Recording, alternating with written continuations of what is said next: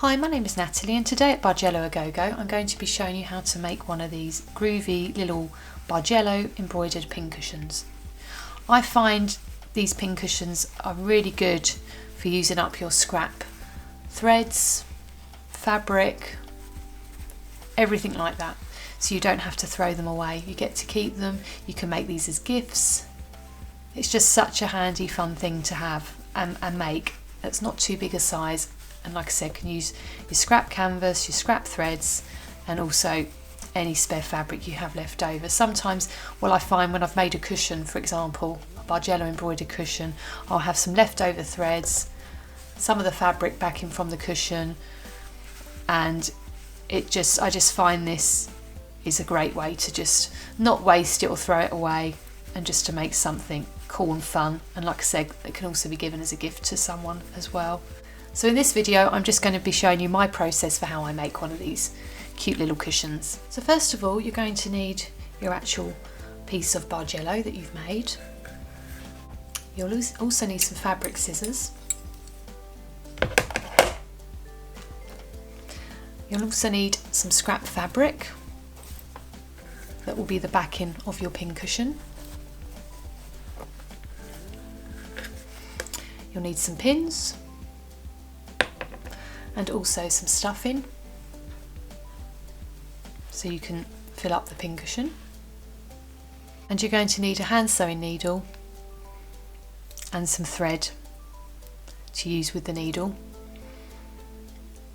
And lastly, the other thing you'll need is a sewing machine, or how I do it, because what I do is I sew around the edges and then this is to fasten it off at the end. So on my particular example here, I've stay stitched the edges of this canvas here on the actual stitches. So I've sewn that about 3mm in on my sewing machine, just around the edge, really slightly on there. I've sewn it in white for you to be able to see here. And then on the back, I'm not sure you can see there, there's a little thread going through. And that's on a setting on my sewing machine of a stitch setting of 0 for the stitch width, so it's a straight running stitch, and then a stitch length of 3 for the actual length along here. And I do that just to secure the edge of the stitches here so they won't start to unravel as I'm working and sewing this piece together. Now the next thing you need to do is get your scrap piece of fabric, and I just tend to do this with wrong sides together,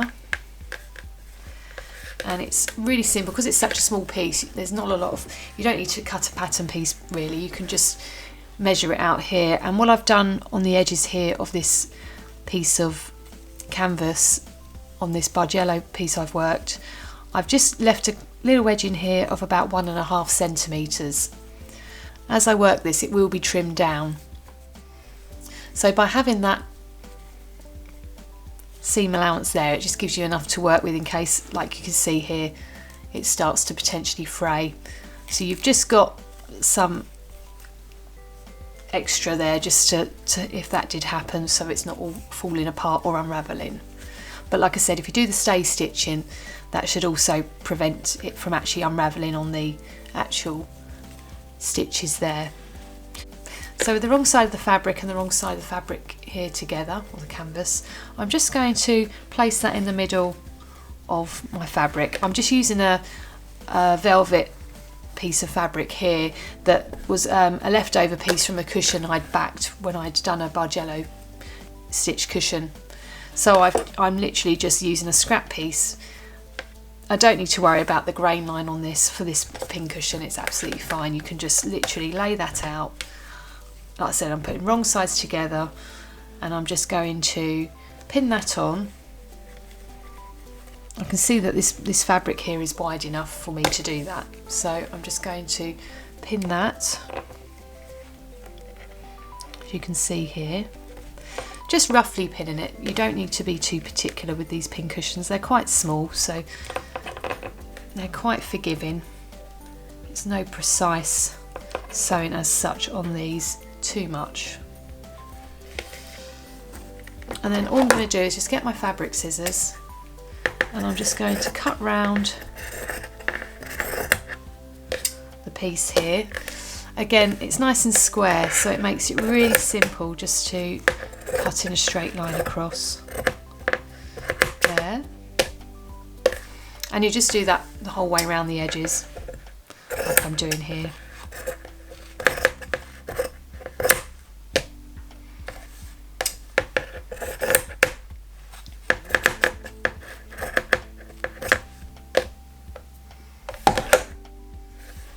So once I've done that, I'm just going to remove the original pins that I put in to enable me to cut out the fabric around the actual canvas. Now this time I'm going to put wrong sides together on here. And what I'm going to do on the sewing machine is I'm going to sew around 3 of the sides here. So I'm just going to pin this ready to go on my machine. I don't need to hand tack anything. The pins, like I said, because it's just a simple small sort of square, it's quite easy just to kind of go around without having to prep it too much. So you're just going to get your pins on here and just pop a couple in.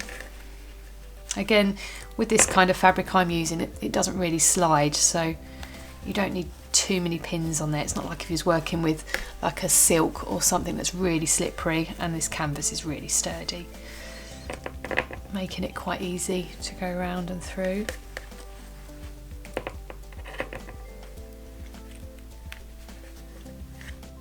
So I've now pinned 3 sides of the square, and what I'm going to do next is go to the sewing machine and I'm just going to sew another 3mm in from the original stay stitching, so it comes in again slightly around here, and I'm just going to do it over 3 sides, so where I've pinned it on these sides, so 1, 2, 3, and then I'm going to leave this one open, and that's so we can pop the stuffing in afterwards after we've turned it the right way round, which I'll show you after I've gone to the sewing machine and I've just sewn this little section here on this border bit, which I'm going to do now. So I've now done a second row of stitches, slightly in, 3mm in from where the original stay stitching was, where I've actually now joined the fabric together here, so that you'll see there's 2 rows of stitches and just around the 3 sides as I mentioned before. So I'm just literally just trimming off the loose ends there. Now what I need to do is just trim around this because there's too much bulk at the moment to turn this around. So I'm just going to get my fabric scissors and I'm literally just going to trim just slightly in on the edges here, like so. And if you miss a bit of the fabric, you just can neaten it up like I'm doing here. I'm just going to go round and do this on just on the 3 sides at the moment.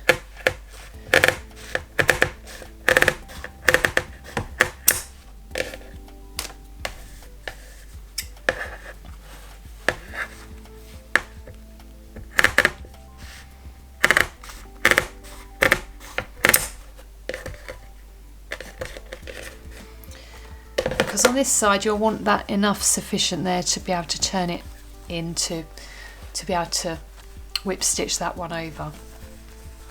So the other thing I'm going to do as well, with making sure I don't catch the actual threads, I'm just going to trim the corners just so I can try and get a bit of a point when I turn it round. So I'm just going to go into there and along here. Just going to trim those corners as well, and this one,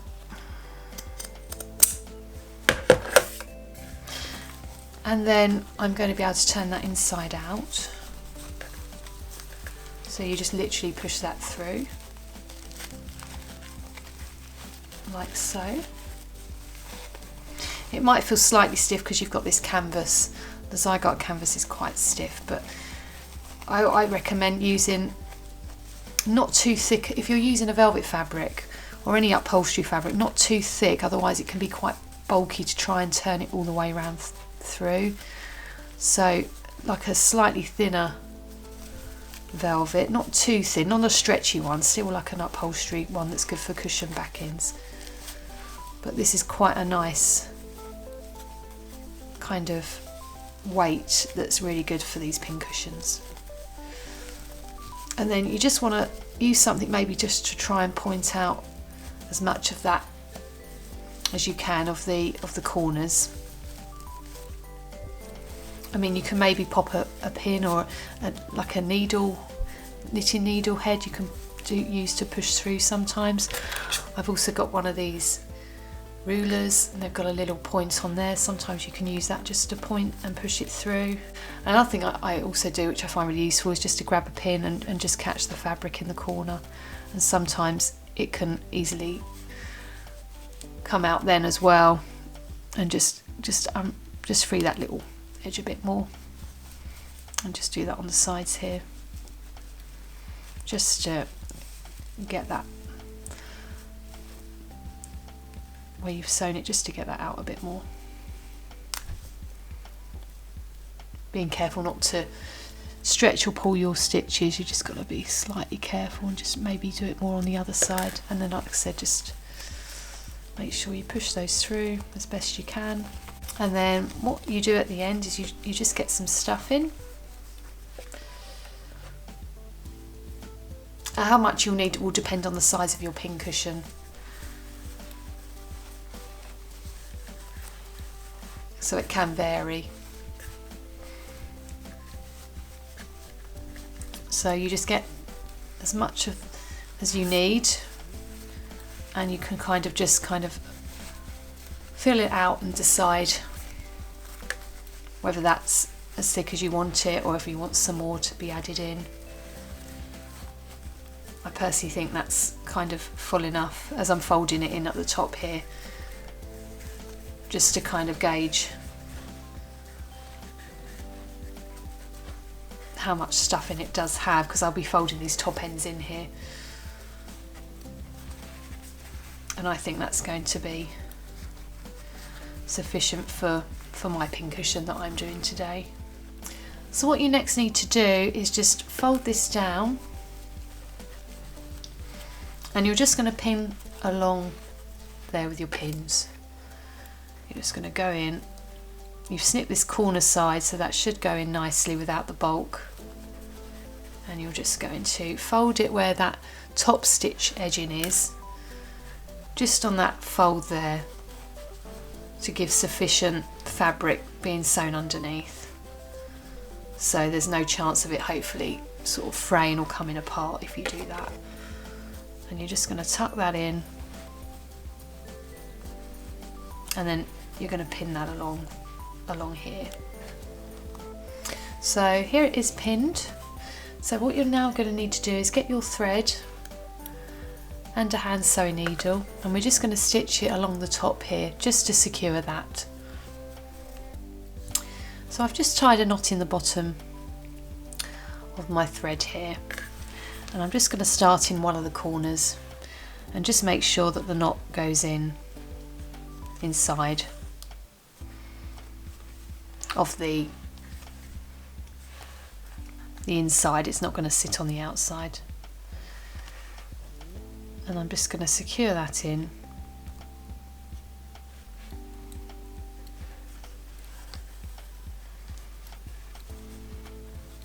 And tuck that down. And then I'm just going to top stitch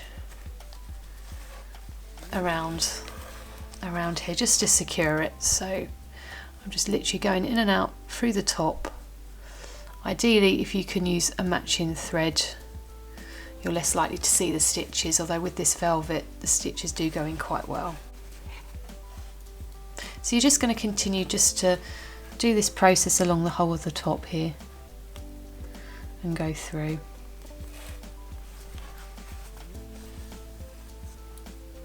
Like I'm doing here. And that's just to secure it along. You're just doing little even stitches that you can barely see. And you're just making sure this isn't coming out this fabric. You want to make sure that's folded in and it's staying there as you're sewing it, to give it a neater edge. You don't want any raw edges showing from the canvas or from your fabric. And you're just going to continue this along until you get to the end corner. And then once you get to the end, you're just going to fasten it off. Just tie a little knot with your needle just through a loop, and just do that twice.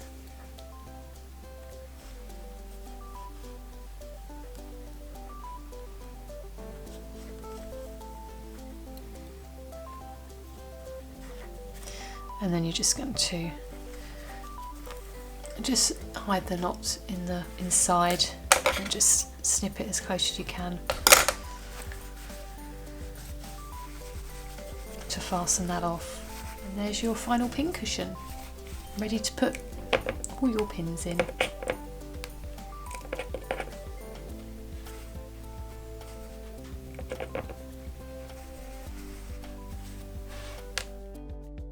If you like any of these Bargello patterns, I do have a pattern for sale that you can buy on my website showing you how to make these, that you could then subsequently turn into pincushions.